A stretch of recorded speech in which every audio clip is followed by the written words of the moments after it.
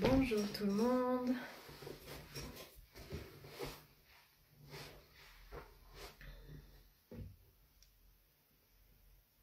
Je suis ravie de vous retrouver pour ce troisième jour. Troisième jour où je vais pouvoir accueillir Brunhilde.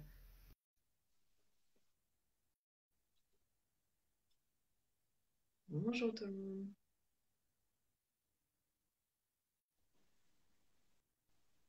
Hello. Hello, Ça va? ça va et toi? Oui. Bien, gros baiser de Thaïlande à toi et à tout le monde. Oui. T'es où là? T'es à Bangkok? On vient d'arriver à Bangkok, ouais. Mm. Et donc vous restez une semaine là-bas, c'est ce que j'ai cru comprendre? Voilà, on reste une dernière semaine et si tout va bien, on rentre la semaine prochaine. Mm. En tout cas, vous avez passé un beau voyage. Moi, j'ai suivi un peu sur les réseaux. Ça avait l'air vraiment chouette. Moi, je suis allée à Copenhague, alors je connais un peu, mais Ouais, c'est un c'était peu chouette. hippie quoi là-bas, hein. C'est un peu hippie, en même temps c'est un peu chic quand même. Donc on s'est bien retrouvés et on a planté des graines pour des graines de yoga, des graines de cérémonie, de danse. C'était chouette. C'était chouette. Ouais. Bon, je suis super heureuse de te retrouver aujourd'hui pour cette sixième intervention de la Semaine de l'amour. On a déjà eu des très très beaux lives là dimanche. On a eu Aruna et puis j'ai échangé avec Zaza et hier c'était Margot, Adrien, Anne-Claire. Et aujourd'hui, Hmm. bah, je suis contente de te retrouver et pour pouvoir parler d'amour, de relations et puis particulièrement de human design parce que c'est un peu ton dada. Oui, exactement. Exactement. C'est devenu mon dada justement au moment où j'avais vraiment besoin de retomber amoureuse de moi-même. Parfait. On Donc nous raconter voilà. ça un peu, Mm, confie. mm. Et justement, pour les personnes qui peut-être ne te connaissent pas, est-ce que voilà, tu pourrais peut-être te présenter en quelques minutes, dire un peu voilà ce que tu fais, ce qui t'a mené à ce que tu fais, raconter un bout de ton Mm. histoire. Ouais, donc ben déjà merci de ton invitation et merci à tous d'être là aujourd'hui avec nous. Donc je suis Brunehilde Divrand. Au départ, j'ai été artiste pendant 25 ans, donc j'ai été chanteuse, je suis toujours. Mais c'est une relation avec la musique qui a été un peu compliquée et du coup qui m'a mis face en fait à bah, toutes les parts de moi que je rejetais beaucoup. Du coup, ça a été un grand voyage où d'abord j'ai rencontré le chamanisme et la pratique chamanique. Puis le chamanisme m'a mené à la danse. Dans la danse, j'ai pu exprimer à nouveau finalement tout ce que j'avais en moi au niveau musical parce que j'ai beaucoup chanté, j'ai mis de la musique, je suis devenue DJ, j'ai créé des espaces de danse, je suis devenue danse thérapeute. Et dans le procédé de danse-thérapie, j'ai eu envie ouais, de créer mes propres espaces, mes propres cérémonies. Donc, j'ai fait un processus qui allie le chamanisme, la danse, la musique. Et j'ai commencé à sentir qu'il manquait encore quelque chose là-dedans, une sorte de structure. Et je suis arrivée au coaching. Donc, j'ai fait aussi une formation de coaching sur la confiance en soi. Donc, ça s'appelle Self-Doubt, Self-Belief Academy, Self-Doubt Coaching. Donc, on travaille autour du doute. Et dans cette formation, m'est revenu à un moment comme une sorte d'illumination. Ah, mais rappelle-toi, il y a 5 ans, tu avais fait ton Human Design. Donc, à l'époque, je n'avais absolument rien compris. Et, euh, et je sais pas, j'ai eu cette espèce d'appel à retourner voir ça. Et c'était assez étrange parce que, bah parce qu'en fait, en redécouvrant mon design, ça m'a parlé, alors que ça ne m'avait pas du tout parlé pendant 5 ans. Et, euh, et puis, la petite histoire un peu chouette que j'aime bien raconter, c'est aussi que du coup, ça a correspondu au moment où je suis partie nager avec des dauphins en Égypte.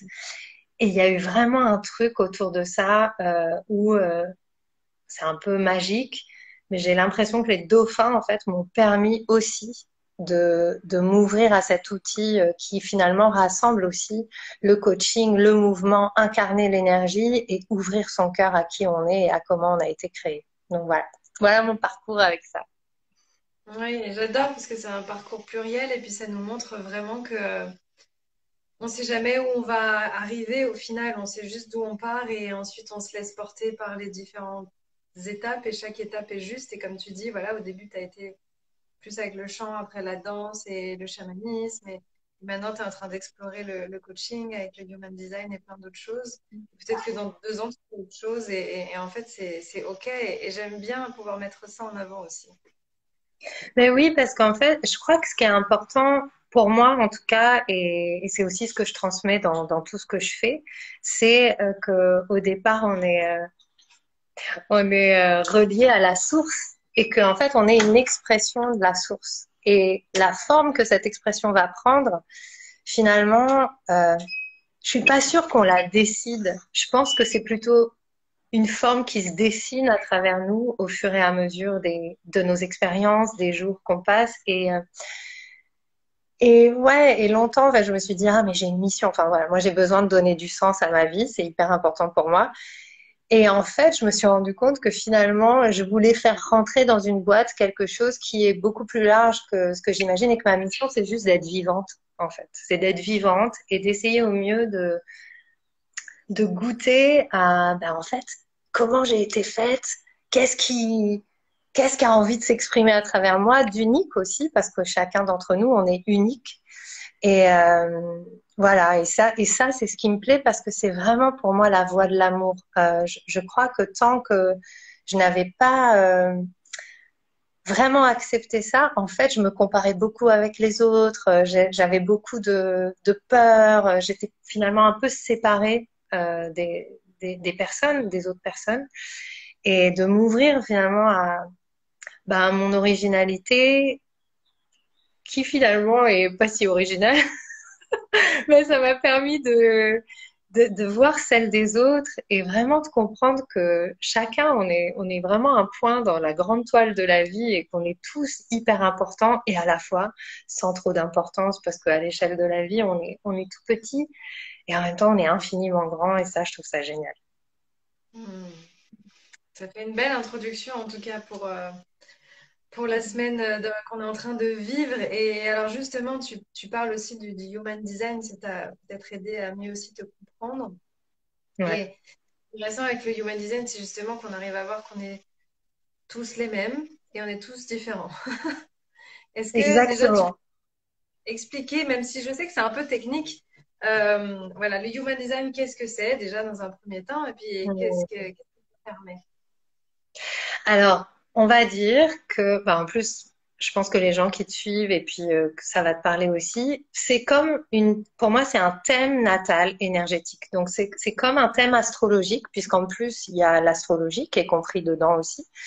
Mais ce serait comme une photographie de l'énergie qui nous a été donnée par la vie. En fait, pour moi, c'est une photographie de comment la vie nous a conçus. Et cette photo, elle est un mélange de... Donc, c'est une photo qui est prise du ciel. Donc, il y a vraiment la carte natale. On retrouve la carte natale à 2 moments différents. Il y a la carte natale au moment où on est, mais il y a aussi la carte natale 3 cycles lunaires avant qu'on naisse, où on dit qu'en fait, on a été imprimé par notre inconscient. En fait, on vient avec quelque chose d'inconscient dans cette énergie qui nous anime et qu'on va révéler en fait dans notre vie, dans le voyage de notre vie. Et ce que j'aime bien, c'est que ça reprend donc. Enfin, moi, j'aime bien me dire que je suis enfant des étoiles. Donc, j'aime bien cette idée que il y a une photo des étoiles et ça influence qui je suis au moment où je viens au monde. Et puis, il y a aussi, du coup, donc, quand on vient au monde, les étoiles, le ciel, l'énergie émet une certaine qualité de lumière qui va imprimer, qui va impacter nos différents centres énergétiques. Donc, on retrouve aussi dans le Human Design les centres énergétiques indiens, donc les 7 chakras. Sauf que dans le Human Design, il y en a 9 parce qu'il y a le centre justement de l'amour qui pour moi, en tout cas, c'est comme ça que j'interprète, est divisé en deux. C'est-à-dire que le centre qui correspondrait au chakra du cœur, il est composé du chakra, enfin du centre du soi, donc il représente l'âme, qu'est-ce qu'on est venu faire, qu'est-ce qu'on est venu incarner, qui on est. Et puis le cœur, le centre du cœur, il correspond plus à qu'est-ce qui nous drive, c'est quoi nos désirs, c'est qu'est-ce qu'on aime et d'où elle vient notre volonté en fait. Et puis comme centre en plus, on a le centre de la rate qui correspond plus à notre instinct, tout ce qui est instinct de survie, nos héritages humains, qui pour moi correspond aussi aux héritages de nos lignées. Donc en fait, le Human Design, c'est un peu une photo du ciel, une photographie de là où circule notre énergie en nous. Donc, on va avoir des centres dans ces centres que je viens de nommer. Il y en a certains qui sont définis, d'autres qui sont indéfinis. Ce que ça veut dire, c'est que lorsque les centres sont définis, dans ces centres-là, on va avoir une énergie constante. Donc, on va avoir une ressource là. Par exemple, si la gorge est définie, comme pour moi par exemple, ben on peut être un moulin à parole et vraiment trouver une manière, une de nos ressources, ça va être d'exprimer vers l'extérieur ce qui nous traverse. Pour donner vraiment un exemple assez basique. Donc ça va impacter notre présence, qui on est.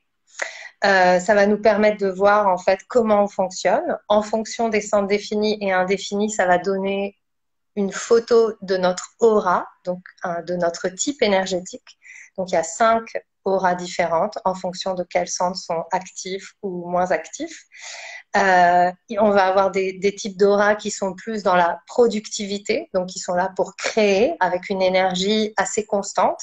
Et puis on va avoir des types d'auras qui sont plus en réceptivité, en miroir, et dont finalement l'énergie va être plus de apprendre à proposer et à refléter le monde d'une manière plus singulière ou différente. Donc, ça va être des approches du temps qui vont être différentes, des approches de la créativité qui vont être différentes.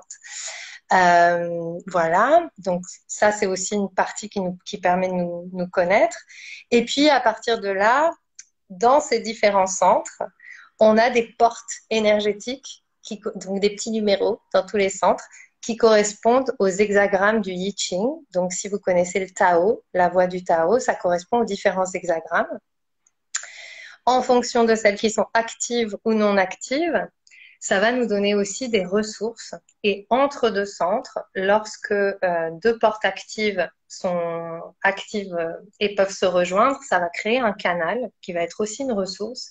Et ce canal, il est un peu emprunté à la Kabbale, donc à l'arbre des séphirotes, donc plutôt le système ésotérique hébreu, qui en fait raconte on va dire, toutes les subtilités de l'humanité. Et en fait, je trouve ça génial parce que dans le Human Design, ce qui me plaît, c'est qu'on retrouve des concepts dont on parle rarement quand on parle de l'humain, en fait. On retrouve vraiment les portes du conflit, les portes de la friction, on retrouve la porte de la liberté, on retrouve aussi des canaux de constructivité, de mating. Donc, dans le Human Design, il y a aussi des canaux où quand ils sont actifs en nous, en fait, ça fait de nous des personnes qui avons une énergie. Dans notre énergie et dans notre vie, ça va être important, par exemple, de nous rencontrer et de créer une famille, par exemple. Et de comprendre, donc c'est plein de subtilités, mais de comprendre ça, en fait, ça permet déjà de mieux se comprendre soi, de mieux comprendre comment on fonctionne, pourquoi c'est facile d'être en relation, pourquoi c'est pas facile d'être en relation parfois, pourquoi on est attiré par certaines personnes chez qui on retrouve des choses assez similaires, parce que ce qui va être assez intéressant et qui est un peu fou, et moi je trouve ça assez génial, c'est que souvent, quand on rencontre quelqu'un, on se dit ah oui, mais lui je l'ai senti ou lui je l'ai pas senti ou machin. Et en fait, souvent c'est des attirances qui vont se faire en fonction de tiens, j'ai tel centre qui est défini, la personne elle a pas le centre défini et du coup il va y avoir un jeu comme ça qui va se créer où les énergies vont s'attirer parce que pour certains on va venir se compléter, pour d'autres on va venir se challenger. Et du coup, le Human Design, ça va permettre en fait de non seulement se rencontrer, mais on peut aussi faire des charts, des Human Design avec quelqu'un d'autre. On peut même faire des Human Design pour sa famille, pour voir les dynamiques et comment on fonctionne.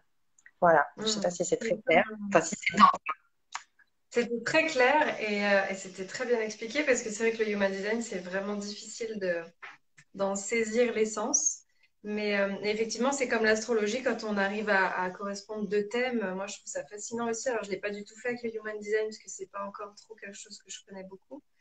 Mais c'est intéressant, comme tu dis, après d'arriver à se connaître pour justement savoir c'est quoi les dynamiques, pourquoi est-ce que ça fonctionne, pourquoi c'est plus difficile. Et donc là, quand tu parlais des auras, en fait, tu parlais des différents types.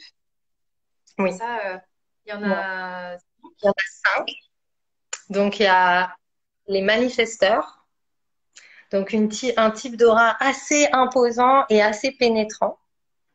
Sont plutôt on va dire, c'est des personnes qui n'ont pas le centre sacré défini, mais par contre qui ont un moteur. Donc il y a des centres moteurs dans nos différents centres, dont le cœur par exemple, le plexus solaire, et ces centres moteurs sont reliés à la gorge. Donc en gros, ce que ça veut dire être manifesteur, ça veut juste dire je suis venu manifester l'énergie qui me traverse. Donc, en gros, je viens donner une forme, je viens exprimer l'énergie qui me traverse. Donc, les manifesteurs, ils ont cette aura assez, ils sont assez impressionnants. En fait, quand un manifesteur rentre dans une pièce, ça peut être en fait assez intimidant parce que il représente un pourcentage de la population assez petit. Je crois que c'est à peu près 8 à 9%.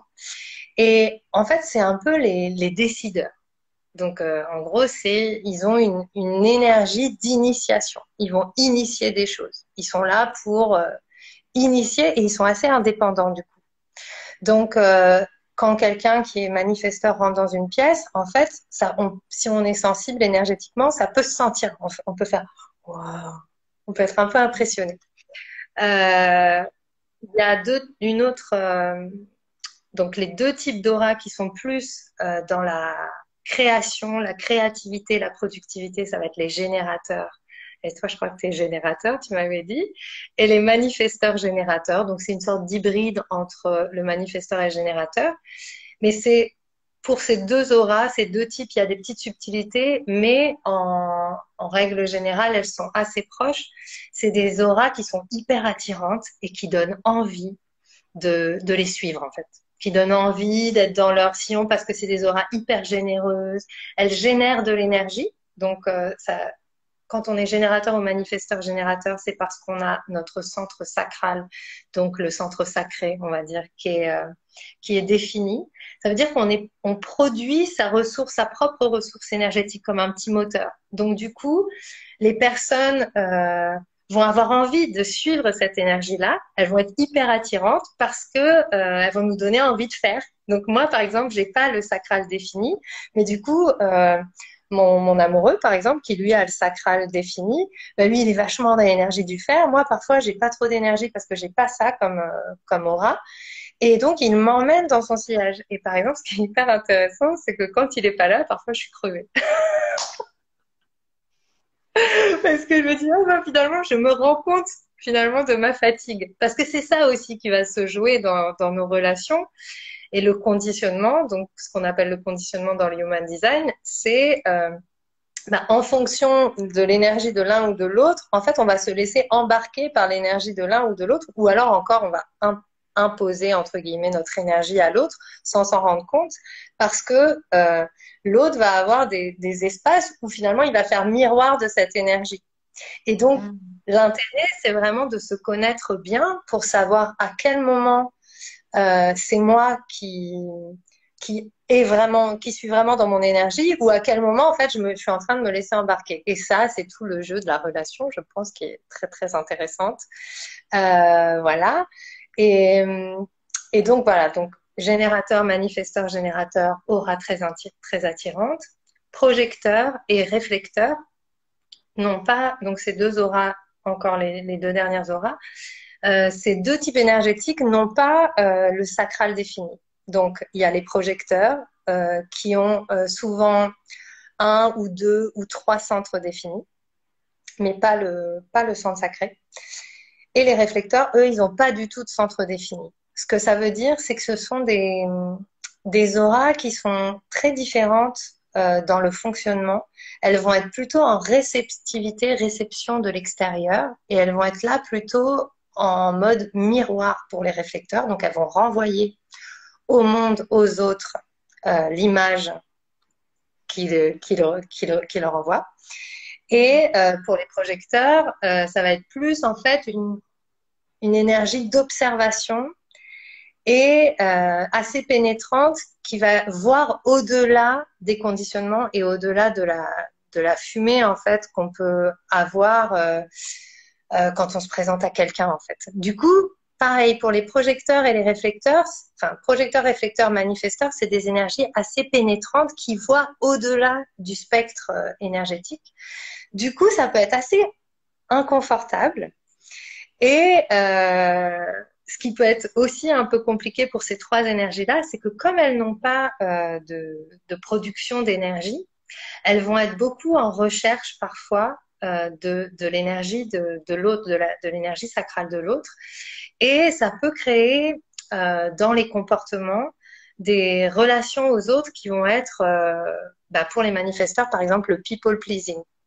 Être vu à tout prix, être aimé, se changer pour être aimé, pour être vu par l'autre, parce que justement, cette aura est tellement forte que souvent, enfant, on ne reconnaît pas en fait la puissance de l'aura, ou on ne reconnaît pas ça puisqu'on n'est pas habitué à le voir. Et donc, l'enfant va avoir l'impression qu'il prend trop de place ou qu'il n'est pas compris.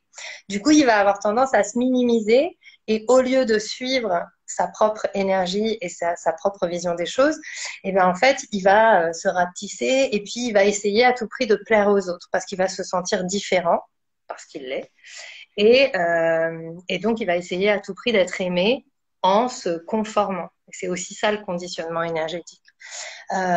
Pour les projecteurs et les réflecteurs, le challenge, moi je suis projecteur, donc je connais très bien ce challenge, ça va être la reconnaissance.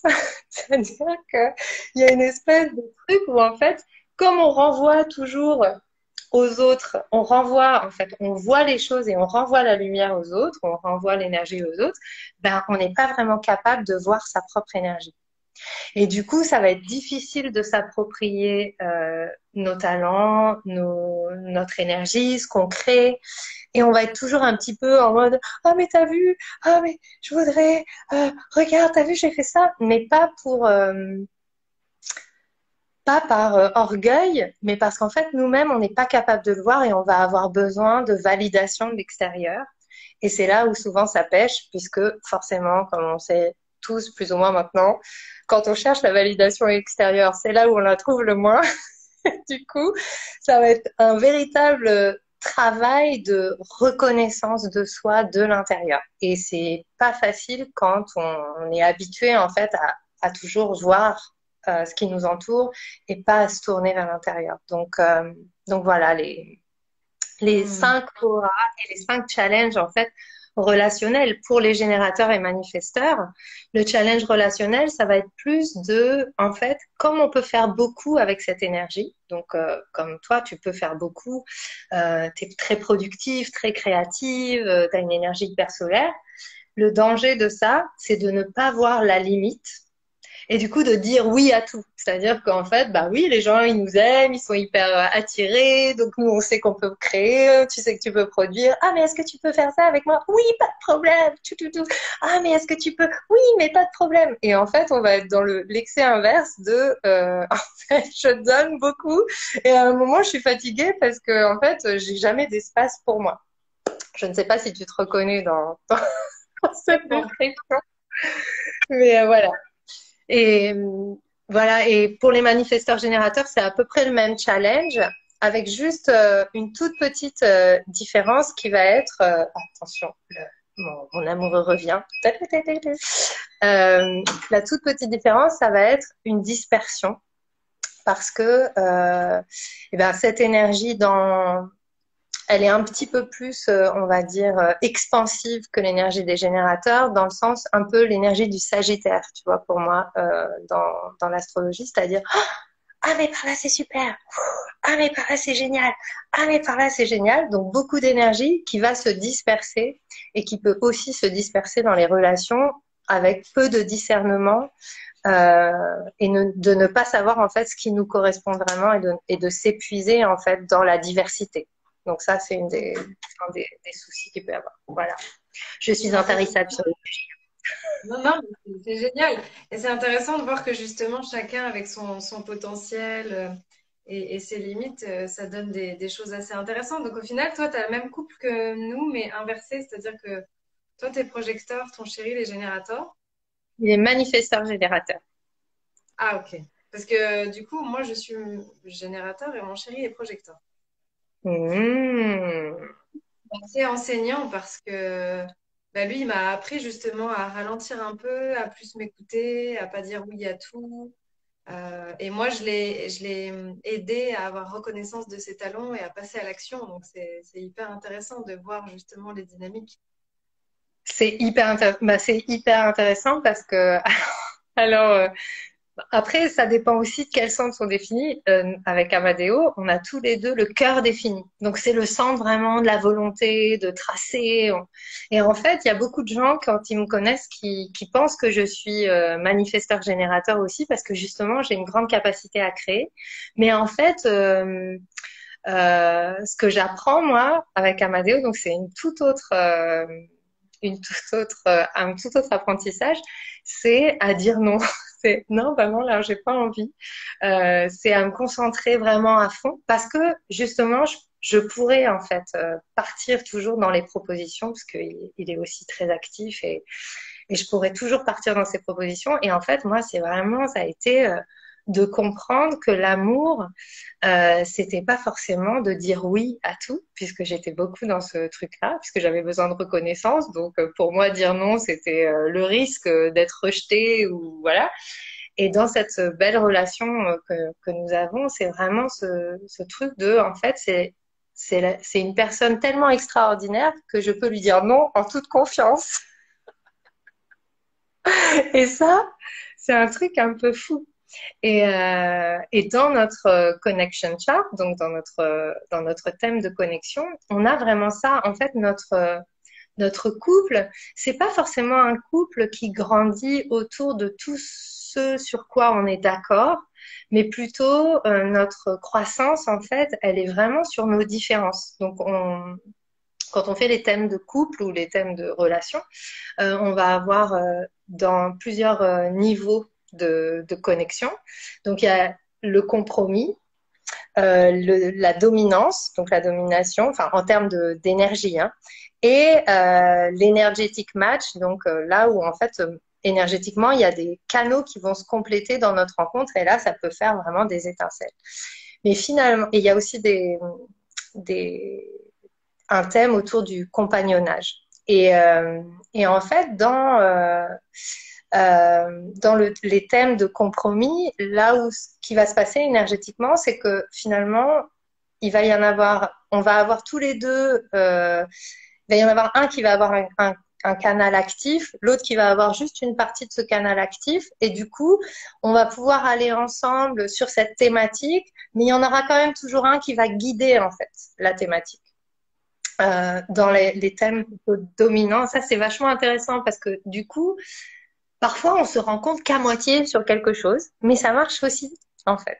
Et c'est aussi ça, peut-être, qu'on vient compléter ou qu'on vient apprendre, en fait, enfin, voilà, par exemple, pur truc, c'est le yoga.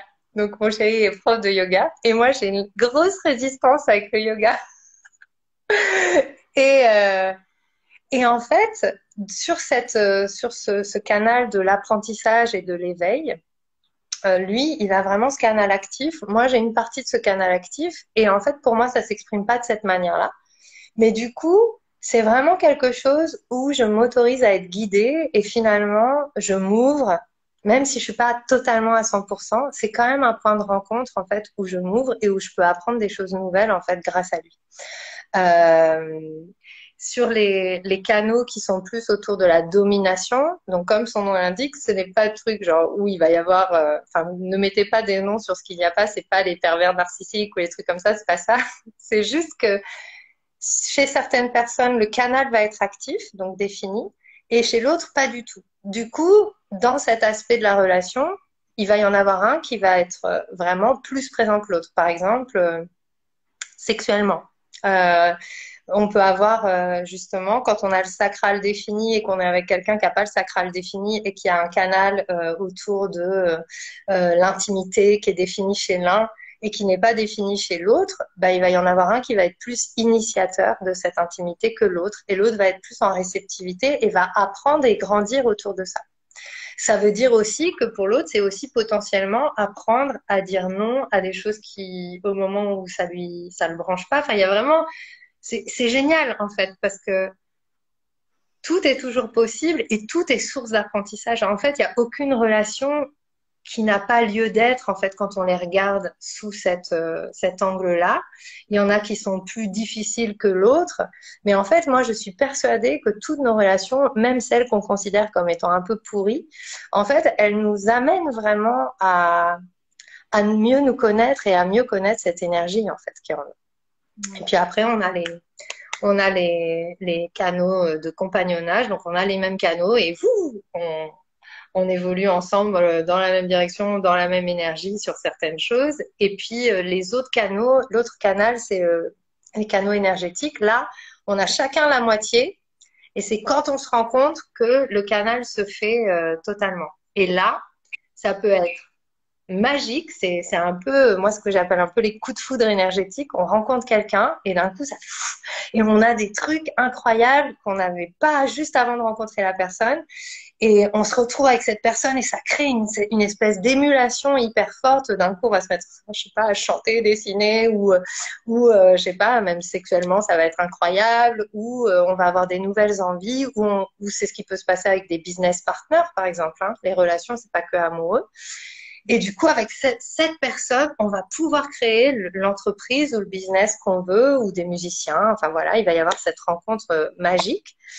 Et quand on n'est pas avec cette personne, bah, ça n'est pas, en fait. Donc ça, je trouve ça assez génial, en fait, de se dire que bah, il y a des gens qui vont compléter certaines parts de nous. Ce sera jamais l'autre qui viendra nous compléter, bien sûr. Mais il y a des gens qui vont pouvoir allumer l'étincelle de certaines choses en nous. Et en tout cas, toutes nos relations vont nous permettre d'apprendre à mieux diriger notre énergie, à mieux comprendre comment on fonctionne. Voilà. Oui, puis ce qui est intéressant dans ce que tu partages aussi au final, c'est que, tu vois, on a un peu tendance, bon, là ça commence à s'ouvrir parce que comme disait Aruna, on rentre dans l'ère du développement relationnel plus que du développement personnel. Mais on a eu beaucoup tendance à cultiver, tu vois, à vouloir se connaître, se connaître, se connaître, à faire 8 millions de trucs pour connaître c'est quoi mon astro, c'est quoi mon human design, c'est quoi ma numérologie, machin truc. Et au final, ce qui est hyper intéressant, c'est enfin, moi, j'ai toujours eu un peu ce réflexe-là, à vouloir regarder le thème de l'autre, le chart de l'autre, et puis savoir comment ça fonctionne dans la synergie, parce que, en fait, souvent, on se rend compte qu'on est en relation avec soit un amoureux, soit même des amis, et qu'en fait, on les connaît pas vraiment, tu vois. Tu sais pas vraiment comment ils fonctionnent.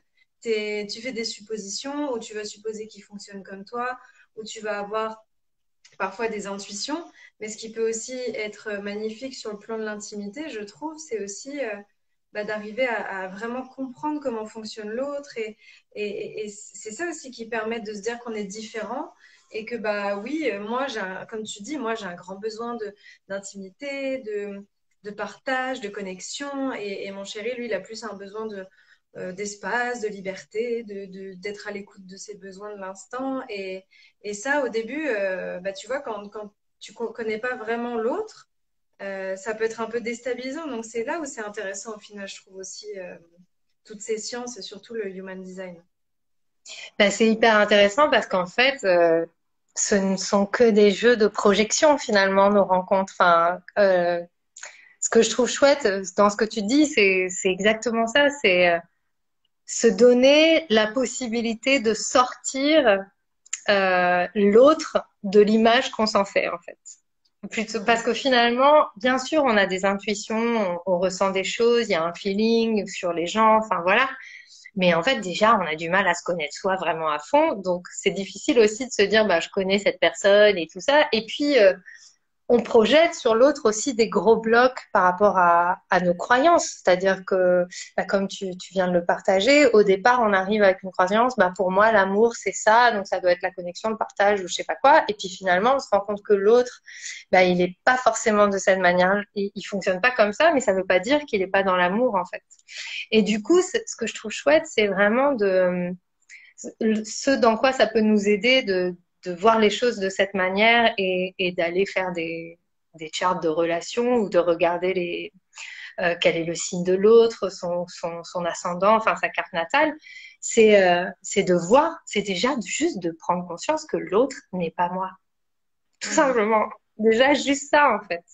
Et souvent, on colle tellement de choses. Puis en plus, nous aussi, chacun d'entre nous, on évolue tellement. Qui j'étais il y a 6 mois, c'est plus la même personne que qui je suis aujourd'hui dans ma compréhension de moi-même. Donc, comment est-ce que l'autre peut comprendre aussi qui je suis vraiment, en fait? Du coup, ouais, c'est intéressant. Moi, ça m'a permis, par exemple, ben, l'astrologie, ça m'avait fait ça, et le human design, ça m'a fait pareil. En fait, ça m'a vraiment fait prendre conscience que ben, les gens n'étaient pas comme j'imaginais qu'ils étaient, en fait, ou des amis, ou les personnes avec qui je travaille quand je fais de la musique, par exemple. Quand on fait de la musique, c'est un peu biaisant parce que ben, il y a un truc qui nous unit, c'est la musique. On joue ensemble, ça se passe super bien, c'est génial. Et en fait, je vois que moi, par exemple, je projetais beaucoup, ben, comme je joue de la musique avec cette personne et que on fait de la super musique et c'est génial, on a un feeling musical. Du coup, ça a supposé qu'on avait un feeling humain. Pas du tout. Et parce que bah, je projetais un peu la même chose que moi je vivais, je le projetais sur les autres. Et en fait, souvent, bah, musicalement, ça se passait bien, mais humainement, c'était pas génial. Et maintenant, je prends vraiment plus soin aussi bah, de poser des questions aux gens, tout simplement, bah, qui tu es, en fait, comment tu fonctionnes. Et tu n'es pas seulement l'image que je me fais de qui tu es, en fait. Et ouais, enfin, c'est pareil dans l'amour ou c'est pareil dans l'amitié aussi, quoi. On va vivre des choses fortes, mais et en fait, quelque part, oui, on connaît la personne d'âme à âme. Il y a quelque chose quand même qui se passe énergétiquement.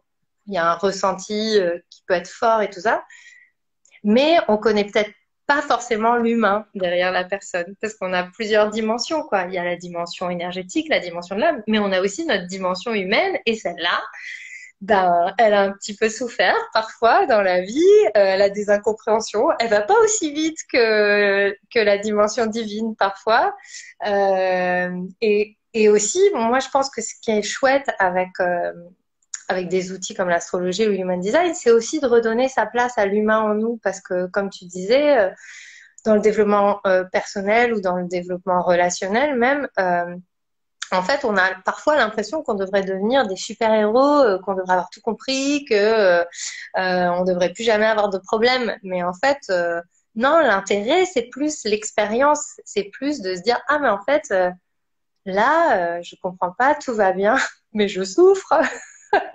Qu'est-ce qui se passe? Et comment est-ce que je peux m'occuper de cette part-là humaine? Et l'astrologie, comme le human design, pour moi, c'est des outils qui permettent de voir ce qui a pu se passer en chemin ou de voir tout simplement les challenges qu'on est venu peut-être libérer pour tout le monde. Parce que bah, moi, il y a toujours l'aspect chamanique. Je sais que c'est quelque chose qui te touche aussi. Et je pense que chacun d'entre nous, on vient avec notre petite part à vivre et à faire et à libérer aussi pour tout le monde à un niveau plus collectif et que notre expérience humaine, elle sert aussi ouais, à soigner le monde quand on se soigne soi aussi. Donc voilà, c'est prendre soin. Voilà. Pour moi, c'est vraiment prendre soin de cet humain en nous, quoi. Mais j'aime bien cette vision, en tout cas, de ce que tu partages. Il y a quelqu'un qui demandait tout à l'heure, si jamais il y en a qui sont curieux, qui veulent calculer leur type, est-ce que toi, tu connais un site un peu fiable? Oui, il y a un site qui est super. Donc, les sites un peu fiables, ils sont tous un peu en anglais parce qu'en français, il y a un site, c'est Jovian Archive. Si vraiment vous parlez pas anglais, vous pouvez aller sur ce site-là, jovianarchive.fr ou .com, je sais plus. Mais c'est un peu, ça peut faire peur. Moi, c'est pour ça que je donne jamais trop cette adresse parce que la traduction à ce jour, c'est en train de changer. Mais la traduction à ce jour de l'aspect un peu technique du human design, justement, c'est ce qui fait qu'on se dit, oh non, mais je comprends rien. C'est un peu austère. Moi, je suis sur un site qui s'appelle Genetic Matrix. Donc, génétique en anglais, Genetic, Matrix comme Matrix.com. Et vous pouvez faire votre human design sur ce site-là gratuitement. De toute façon, vous tapez juste human design chart et vous allez trouver plein d'endroits où vous pouvez faire votre human design. Vous pouvez avoir plein d'infos. En fait, ce que je trouve hyper chouette, c'est qu'aujourd'hui, c'est un peu en plein boom. Donc, c'est assez trendy. C'est la mode. Et c'est super parce que je pense que c'est des beaux outils. Vous pouvez trouver beaucoup de ressources sur Internet. Mais ce que j'ai envie de partager et avec vous de pourquoi cet outil me plaît autant, c'est pas pour l'aspect informatif. En fait, les informations, on peut les voir partout, on peut lire partout des informations d'astrologie. C'est, comme tu dirais, toi tu fais de l'astrologie incarnée, ben moi je fais du human design incarné. Pour moi, c'est important quand vous allez dans le human design, c'est pas de vous bassiner le cerveau avec plein d'infos. Parce que en fait, ça va pas forcément ça va permettre de comprendre certaines choses, mais c'est surtout à vivre et à expérimenter. Donc vraiment mettre en place des petites expérimentations pour ressentir ce que c'est. Si vous êtes projecteur, qu'est-ce que ça veut dire pour moi? Si je suis générateur, comment est-ce que je peux ressentir ça?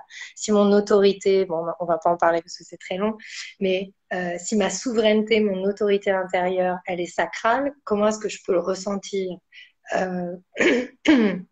Voilà, c'est juste que ça doit pas devenir un autre outil pour prendre plein d'infos, pour essayer de répondre à une souffrance, mais plutôt de se dire, OK, je prends l'outil et je vois ce que ça peut me permettre d'expanser comme conscience en moi et dans mon corps et de l'incarner. Je suis tout à fait d'accord et c'est vrai que c'est un peu le souci de tous ces outils et de toutes ces grilles de connaissances, comme tu dis, l'astro, le human design, la numérologie, enfin tout, hein, même le travail avec le tarot, etc. Si ça reste juste à un niveau mental, en fait, c'est pas ça qui va nous aider et nous solutionner. C'est ce que j'aime aussi dans ton approche, c'est que tu as aussi une approche avec le human design que tu fais danser à travers le corps. Ouais. Et ça, j'aime beaucoup parce que c'est vrai que moi, je commence à avoir pas mal de personnes que j'ai accompagnées ou qui viennent à mes stages, mes retraites. Et je m'exprime pas trop sur le sujet, mais il y a des moments, ça me chatouille quand même un peu de leur dire que ça sert à rien, en fait, d'accumuler 8 millions de formations intellectuelles. Si à un moment donné, on va pas faire le travail dans la matière, et c'est ce qui nous est demandé, on en parlait encore l'autre jour avec Zaza sur l'astrologie. On est dans l'ère du taureau, on sort des nœuds nord en gémeaux qui étaient dans l'exploration et ok, j'apprends. Et là, on est en train de rentrer dans le taureau qui nous dit maintenant incarne. Et c'est important, justement, comme tu dis, de passer par cette incarnation. Ouais, et après, humainement, human designement parlant, il y a des choses qui peuvent expliquer qu'on ait vachement envie de prendre plein d'informations et qu'on ait du mal à les incarner. Donc du coup, ça peut être intéressant aussi de voir ça dans son human design. Si vous voyez que dans votre human design, vous avez beaucoup de blanc, ou alors que vous avez juste votre tête et votre troisième œil défini et que ça tourne un peu en boucle, ou que vous êtes un profil 1, donc investigateur, donc qui va vraiment avoir besoin de beaucoup d'informations, ok, ça peut s'expliquer. Mais justement, comme tu dis, ces informations ou ces concepts, en fait, le but, quelque part, du human design, en tout cas, moi, c'est comme ça que je le comprends, c'est de trouver le chemin de la gorge, donc le chemin de l'expression. Pour trouver le chemin de la gorge, ça va être donc du coup de mettre dans la matière, mettre dans la forme, trouver l'expression, ça va vouloir dire créer, ça va vouloir dire exprimer, ça va vouloir dire éprouver en fait. Et, euh, et si on cherche la preuve de quelque chose, bah faut l'expérimenter en fait. Pour éprouver, il faut expérimenter. Et même dans les relations, si vous rencontrez quelqu'un dans un... Enfin, voilà, par exemple, Amadeo, je me vois pas... Enfin, je l'ai rencontré, c'est génial et tout. Ça fait maintenant pas mal de temps, on est mariés et tout ça. Mais j'ai fait notre human design de couple ou notre human design ou son human design à lui très très tard dans la relation. Je me vois pas dire alors attends, toi, ça dépend. Hein. Je vais pas sortir avec toi parce qu'il faut que tu aies tel channel ou tel truc. Non, parce qu'après, en fait, pousser à l'extrême, bon, c'est un peu rigolo, c'est un peu une blague, mais pousser à l'extrême, on peut rentrer là-dedans et s'empêcher en fait de faire l'expérience humaine. Et en fait, c'est surtout de pas oublier que ces outils, ils ont été créés pour nous aider à vivre. On n'est pas venu pour pratiquer les outils, on est venu pour que les outils nous aident à vivre en fait. Donc, de pas être prisonnier de la forme. On doit s'affranchir en fait de la forme. Et c'est aussi ça qui est une conversation, je pense, parfois qui est un peu, qui est pas toujours facile à avoir. En fait, j'imagine en astrologie, ça doit être un peu pareil. Mais en fait, s'affranchir de la forme, ça veut dire aussi parfois innover. Ça veut dire sortir du cadre de comment c'est enseigné pour en faire le faire à notre manière et parfois ça peut frotter un peu parce que il y aura toujours des personnes qui disent non ça doit s'enseigner comme ci comme ça etc et moi en fait je ressens beaucoup l'appel à transcender la forme et à aller vraiment dans enfin transcender voilà la forme déjà existante pour aller vraiment dans des nouvelles formes physiques matérielles et différentes en fait. Mhm. Il y a vraiment une invitation aussi à, comme tu dis, à sortir des cadres et à voir un potentiel plutôt qu'un challenge, parce qu'effectivement, tu prends l'exemple de toi et Amadeo. Moi, quand j'ai vu le thème astral de Clément la première fois, je me suis dit, ouf, ça va être compliqué. Bon, c'est une initiative qui ont grandi beaucoup et ont gagné ensemble, et etc. Mais tu vois, c'est vrai que avec un regard astrologique très basique, on aurait pu me dire non, mais là, ça va pas fonctionner parce que regarde, vous êtes dans des opposés, des machins, des trucs, ça va vraiment être très difficile pour toi, etc. Et j'ai même entendu parfois certaines choses. Mais en fait, c'est ça, comme tu dis, c'est que c'est aussi un potentiel d'élévation. Et si ton âme, elle choisit d'aller vivre cette expérience-là, ben, c'est aussi une énorme opportunité pour apprendre, tout en ayant la compréhension en arrière-plan de ce qui se joue, parce que du coup, on a quand même la compréhension, vu qu'on l'a vu. On se dit, OK, bon, bah là, ça vient appuyer là-dessus, mais j'ai quand même le choix de la façon dont je réagis. Je suis pas obligée de repartir encore une fois dans le schéma de victime, tu sais, oui, mais non, mais c'est parce que il a son Mercure en machin et son Bélier en truc c'est pas possible. Non, c'est en fait, tu constates ce qui est et qu'est-ce que tu choisis d'en faire, quoi. Exactement. Et c'est marrant parce que juste avant, j'ai entendu une phrase de, c'est Gay Hendricks. Donc Gay Hendricks, c'est vraiment le grand, enfin, ils sont vieux maintenant avec sa femme Linda. Ils ont beaucoup travaillé sur la relation. Et en fait, lui, il dit, dans une relation, de toute façon, si tu prends pas 100% la responsabilité de ton expérience dans la relation, ben, en fait, t'es pas vraiment dans la relation. Qu'en fait, bah oui, une relation, elle peut être challengeante, elle peut être compliquée, mais à partir du moment où tu es OK avec, genre, je prends la responsabilité que je vis et que je choisis de, de recevoir ce que j'ai à recevoir, en fait, ça va être vachement plus facile. Et je pense, en tout cas, ça c'est ma vision, que quand on est très éloigné, par exemple, tu vois, l'image que j'avais quand tu parlais tout à l'heure de ta relation avec Clément, tu vois, le fait d'être très éloigné, de se dire, ouf, là, il peut y avoir un challenge, mais en fait, toute la richesse que c'est cette distance, si on rencontre quelqu'un qui est exactement comme nous, bah, en fait, il n'y a pas vraiment de possibilité d'évolution et de croissance. Alors que quand on rencontre quelqu'un qui est pas du tout comme nous, enfin, voilà, le couple, c'est quand même génial pour évoluer. Moi, je trouve que c'est le workshop numéro un, quoi. Yes, pas besoin de faire d'autres formations pour humaine, hein, en fait, finalement, à l'échelle du couple, bon, on n'a pas encore d'enfants, mais je pense que ça aussi, ça va être un bon truc relationnel pour la suite. Mais déjà, le couple, c'est le workshop de toute une vie, parce qu'il y a à la fois au départ et pour la suite aussi, il y a des choses à dépasser, mais pas dépasser par rapport à l'autre ou faire des compromis, mais dépasser par rapport à soi, son propre ego, ses propres croyances. Et c'est aussi pouvoir se poser la question, mais en fait, et si j'avais tort? Et si, et si, en fait, là, hmm, c'était mon ego, ou là, c'est parce que j'ai peur, ou là, c'est parce que finalement, j'ai peur de recevoir aussi. Parfois, on a peur, puis on se projette vachement dans l'avenir. Donc, parfois, on s'adapte aussi parce que voilà, en fonction de notre histoire, on a peur de reproduire, ou on a peur de perdre, on a peur d'être rejeté, on a peur d'être abandonné. Il y a beaucoup de choses qui rentrent en compte. Mais à partir du moment où juste on s'en rend compte de ça et on sait ça, mais ça peut être, c'est tellement riche. Moi, je n'ai jamais vécu une relation d'amour, mais pas d'amour, c'est pas l'amour des films ou des livres romantiques, c'est l'amour de la confiance. Et moi, pour moi, dans mes valeurs et dans qui je suis aujourd'hui et dans ce qui est hyper important pour moi, c'est la confiance absolue dans l'autre. Et je n'avais jamais expérimenté ça avant et ça vaut, mais tout l'or du monde et vraiment aussi tous les défis que ça peut générer parce que le plus j'ai confiance dans cette relation et dans l'autre, bah, le plus j'apprends à avoir aussi confiance en moi en fait. Et c'est pas toujours évident et je vois aussi moi le truc de repartir. Moi, j'oscille entre la victime et le bourreau. Donc dans le ah mais non mais machin et puis non mais on fait comme ça. J'ai décidé. Non mais attends, on fait comme ça avec ce côté très il faut que je prouve que j'ai raison à tout prix. Je suis pas On a d'accord. un peu tout ça, hein. Comment? On a un peu tout ça à l'intérieur de nous, de toute façon.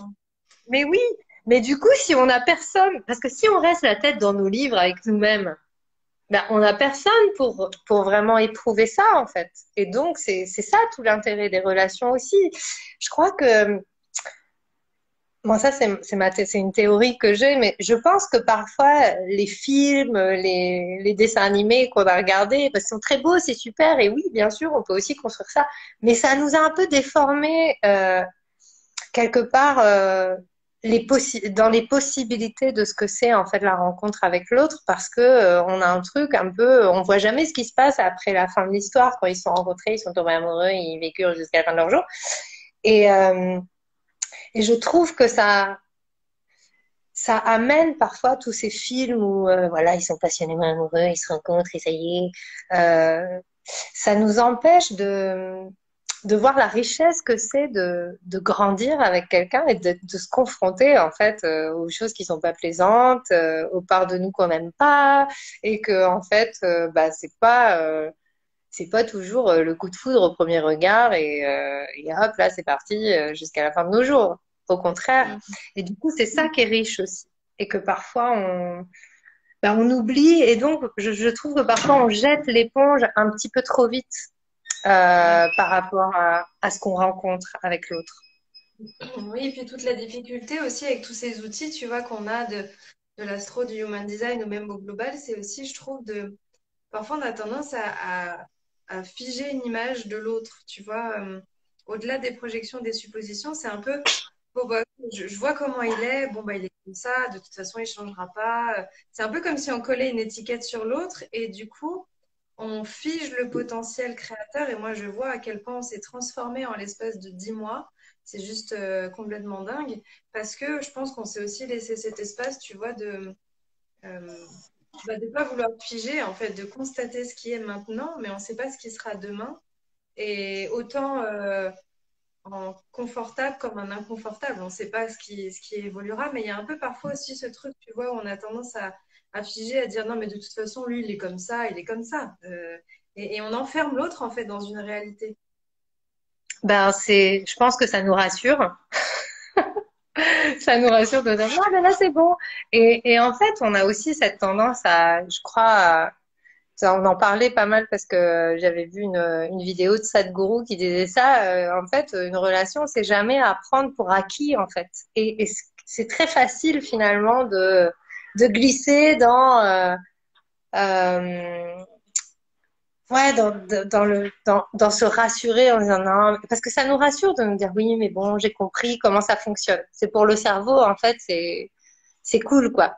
Euh, parce que justement aussi, je crois que la plus grande lutte qu'on a humainement, individuellement, c'est la lutte avec l'incertitude. En fait, on a toujours on est sans cesse en train de se dire, ah, je vais poser les bases de la certitude, alors qu'en fait, on ne peut jamais être certain de rien. Et la seule chose dont on est certain, c'est qu'un jour, on partira de la terre, de ce corps en tout cas. Mais ça nous fait peur, en fait, je pense que c'est ce truc existentiel qui, qu'on a tous, qui est inconscient de, bah, en fait, un jour, on va mourir. Donc, avant, on doit figer les choses pour être sûr que ça, qu'on comprenne, en fait, le pourquoi on est là. Et je pense que la relation, elle vient aussi amener ça, en fait.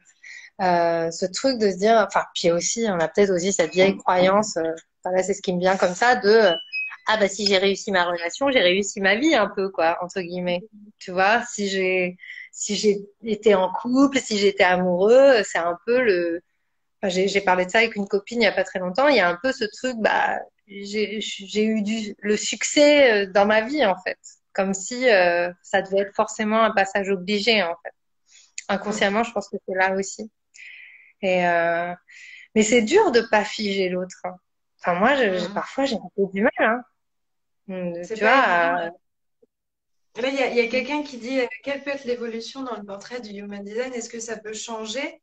C'est peut-être intéressant de juste dire que, en fait, on a, enfin, je sais pas si en Human Design c'est la même chose parce qu'il y a aussi les transits qui viennent activer des canaux, il y a les etc. Mais transits, ouais. Ah ouais. c'est la même chose qu'en astrologie, en fait. On a une carte du ciel, oui, c'est notre ADN, elle est là. Mais par contre, en fonction de la vie, en fonction des transits, bah, on va évoluer. Et c'est vrai que ça aussi, tu vois, ça peut être une croyance de dire, bon, bah, il a ce thème-là, genre, ça changera jamais. Oui, mais en fait, moi, je parle de l'astro parce que je connais l'astro, mais c'est pas parce que j'ai une lune en lion que je vais tout le temps rester dans tel potentiel de la lune en lion. Peut-être qu'à un moment donné, je vais aller activer autre chose. Et ça veut pas dire que parce qu'on a un ADN, et ben, on n'a plus de libre arbitre, sinon ça servira Mais plus à rien d'être incarné. oui, mais carrément. Mais non, puis en plus, enfin, en fait, encore une fois, je crois que c'est vraiment. Alors, en Human Design, c'est pareil, il y a les transits. Donc, bah voilà, puisqu'il y a l'astrologie qui rentre en compte. Donc, ça change tous les jours, en fait. Avec la position du soleil, tous les jours, on change, on n'est jamais les mêmes. Euh, ce qui est important, je pense, c'est toujours de se souvenir que ce sont des outils. Et surtout, ce sont des outils que nous avons créés ou qu'on a canalisés ou en tout cas qu'on a mis en forme, etc., pour que ce soit accessible à notre compréhension humaine. Donc, en fait, c'est des créations humaines. Du coup, c'est pas un outil tout puissant ah ça y est, j'ai décodé enfin qui je suis. Non, parce que ce serait pas intéressant. En fait, imagine, euh, on vient au monde et puis on nous dit alors toi, t'es comme ça, tel jour tu vas faire ça, tel jour tu vas être comme ci. Ce serait pas intéressant. Enfin, je veux dire, voilà, c'est cool aussi de pas savoir. En revanche, là où c'est génial, sinon tu l'enseignerais pas l'astrologie et moi je ne transmettrais pas le human design, c'est que ça nous donne une base pour comprendre peut-être là où certaines choses peuvent être optimisées. Optimisées en nous, mieux comprendre comment on fonctionne et que donc parfois on se bat contre des moulins à vent et on ne sait pas pourquoi, bah en fait l'astrologie ou l'human design ça peut te permettre de comprendre bah, pourquoi tu es fatigué là parce qu'en fait t'es pas fait pour travailler 12 heures par jour par exemple, tout simplement. Et du coup ensuite à partir de là on peut aussi voir où sont les conditionnements énergétiques, les conditionnements psychologiques. Donc les conditionnements, pour moi, c'est tout ce qui a été influence de l'extérieur et qui, du coup, a fait en sorte que ben, je n'incarne plus vraiment mon énergie telle qu'elle m'a été transmise, mais finalement, je fonctionne énergétiquement en fonction de ce qu'on m'a donné de l'extérieur, donc de ma famille, de ma culture, de mon éducation. Et donc ça, le human design pour moi, c'est ça qui permet en fait de voir là où on n'est plus aligné avec finalement la manière dont on a été au départ conçu. C'est pour ça que c'est chouette. Et c'est un questionnement, c'est pas une vérité. Pour moi, c'est et quand je fais des coachings ou quand je suis en coaching avec les personnes, le but, c'est même pas tant de faire une lecture de Human Design parce que je trouve pas ça finalement si intéressant que ça, même si voilà, tout le monde dit lecture parce que c'est pratique d'employer ce mot, mais pour moi, c'est plus un questionnement, quoi. Ok, est-ce que ça, tu le vis comme ça? Ah non, tiens, bah, pourquoi tu le vis pas comme ça? Est-ce que ça te paraît juste par rapport à qui tu es? Et souvent, les gens me disent, ah ouais, non, mais en fait, c'est vrai, je suis à fond. Voilà. Et là, du coup, et après, on va, pas que dans l'human design, on va dans le pourquoi. Tiens, bah, et tu penses que ça vient d'où? Et en fait, là, on commence à rentrer dans l'histoire de la personne. Là, le coaching, ça aide parce que ça permet de faire venir les croyances. Et puis après, le chamanisme, ça aide aussi parce qu'on va aller nettoyer les vieilles mémoires, on va nettoyer les trucs. Et puis, on choisit avec notre libre arbitre ce qu'on a envie de vivre. Et, euh, et voilà, ça, c'est chouette, quoi. Moi, je trouve ça, enfin, c'est une expérience, en fait. Notre vie, c'est une expérience. Et je trouve que ce serait pas fun de savoir, enfin voilà, parfois c'est chiant, parfois on souffre, parfois on comprend pas, parfois on a peur et tout. Mais ce serait un peu chiant de savoir tout à l'avance et de savoir comment on fonctionne, en fait. Ce serait pas drôle. Et puis ça nous permettrait pas de rentrer en relation avec les autres non plus, quoi. Et de Mm. découvrir. Ouais. Donc, au final, conclusion qui se rapproche de toutes celles que j'ai à chaque fois dans les interventions, c'est faisons les expériences, vivons, Mais soyons oui, dans l'instant et voilà, et soyons simplement dans l'amour le plus possible. Et ouais. tout Et ira. puis vraiment, gardons à l'esprit que même si on est tous connectés et même si on est tous un, l'autre n'est pas moi. Exactement. Mm, Mm. mm, Merci en tout voilà. cas, Bruno, pour ce bel échange. J'ai pas vu passer l'heure. Ouais, merci C'était à toi pour ton invitation. voilà, si jamais vous avez envie d'approfondir bah, tout ce qu'on a évoqué, de toute façon, les gens peuvent te retrouver sur ton compte. Tu Oui, fais plein de choses, plein d'accompagnements sur différents plein de choses. sujets, classes, Ouais, etc. plein de choses. Est-ce que tu Mm. as une actu plus chaude que les autres ou... Je les actus toujours chaudes. Bah là, dans 1 heure, je fais une masterclass. En fait, le mois de mars, j'ai décidé de dédier le mois de mars à l'énergie plus masculine. On va aller, enfin masculine, ça va toujours être féminin, mais j'ai vraiment décidé de travailler autour des blessures, autour de l'argent. Et donc, de tout ce qui est, voilà, les histoires et l'énergie en fait de l'argent. Donc, je fais une masterclass juste après. Et je fais en fait, pour ouvrir le mois de mars, je vais faire un week-end pour se reconnecter à son masculin sacré. Donc, on va faire un week-end, c'est sur Zoom, c'est deux ateliers avec connexion à son masculin sacré et on va peindre en fait. On va aller à la rencontre de son masculin sacré. C'est le processus qui m'a mené à mon amoureux. Donc, je pense qu'il est il est pas mal. Et voilà, mais il y a plein de choses parce que je suis assez prolixe. Puis voilà, je transmets les dauphins dans la danse aussi. Euh, voilà, suivez-moi et n'ayez pas peur de tout ce que je peux proposer. Laissez-vous guider par votre énergie, justement. C'est très intuitif, en fait. Voilà. Hmm. Mm. Merci en tout cas pour ces beaux partages, pour avoir participé à cette semaine de l'amour. Comme d'habitude, le replay sera dans mes vidéos sur Instagram et sur ma chaîne YouTube pour les personnes qui vont regarder. Il y a pas mal de gens qui regardent en replay, hein. Là, on est sur la pause Mm. déjeuner, on a quelques vaillants qui sont là, mais en replay, il y a énormément de gens qui les regardent aussi. Donc, tu Mm. auras certainement aussi des retours après coup. Et Avec en joie. tout cas, et c'était un grand bonheur. Alors, je suis égoïstement un peu contente que tu rentres parce que je me dis qu'on va peut-être pouvoir se croiser quand tu reviendras dans le coin. Mais, Carrément. mais voilà, en tout cas, je te souhaite de bien profiter de ta dernière semaine en Thaïlande. Profite du Ouais. soleil pour nous, même s'il est déjà en train de revenir, en tout cas chez moi.